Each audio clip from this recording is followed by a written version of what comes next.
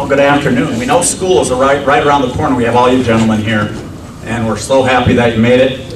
I'd like to welcome you all to the annual KSEK 99.1 preseason coaches luncheon. I had to turn around and make sure I was at the right place. Thanks to the folks at Watco who have done this for us the last, what number is this, Mike? 5? 6 years now. Thanks, of course, to you, the coaches, our other friends in the media here. A lot of us have been around a long time, and that's a pretty neat deal.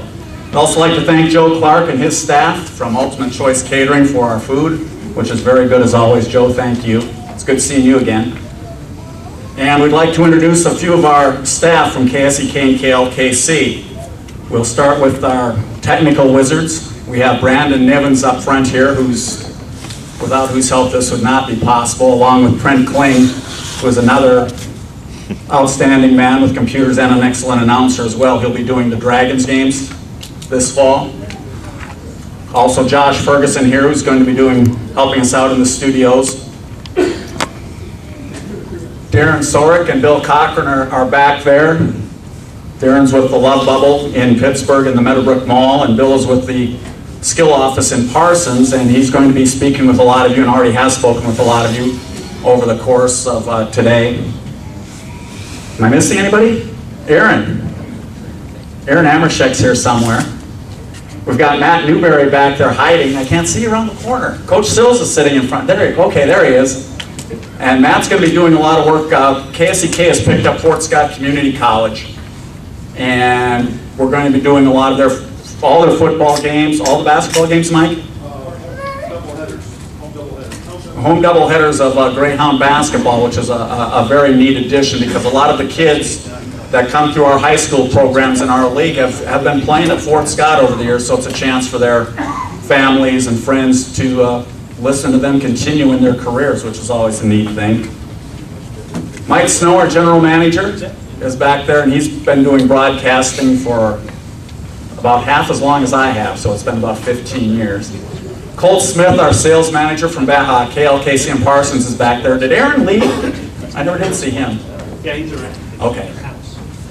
About the 1st of June, KSEK 99.1 in the past had been an all-music station, and around the 1st of June, the format changed to all sports, ESPN, which is, for guys who do what we do, is a pretty neat deal. It's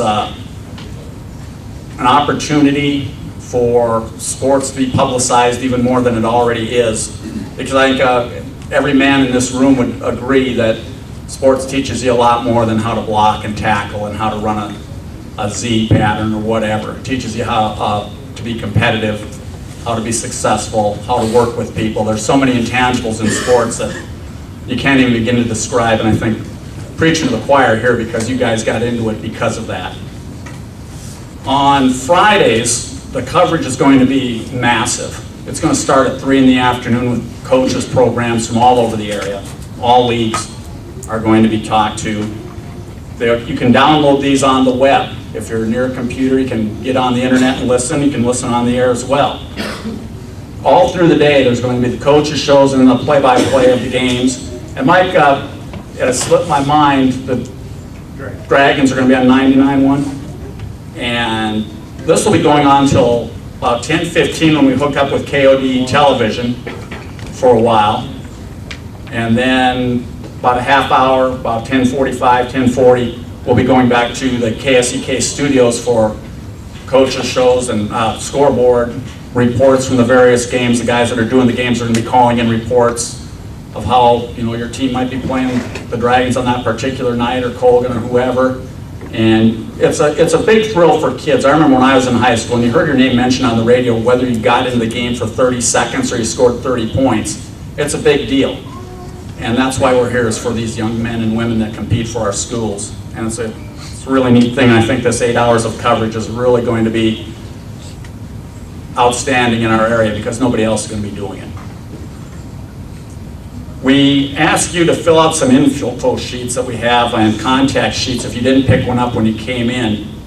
If you can fill those out, so it'll help us out immensely so we can contact you maybe over the course of the evening, or a person, say an AD or a fan in the stands, a parent of one of your players, where we can get scores or whatever, just to stay up to date. And I think that's one thing that's going to, this expanded coverage is going to do really well, is that Pittsburgh High leads Paola 13-7 with 4 minutes to go in the third quarter, because a lot of people can't go to the games or maybe aren't.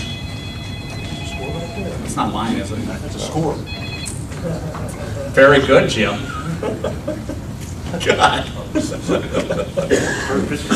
You'll be able to stream the high school and college games, by the way, too, on iPhones and smartphones. So, you know, it's just going to be, it's a really exciting time for us, being able to expand the coverage the way we're going to do it, and it's got to be an exciting time for you guys getting ready to start practice on Monday, because I think this part of the state has exceptional football year in and year out, and it's because we have exceptional people like you guys helping our kids.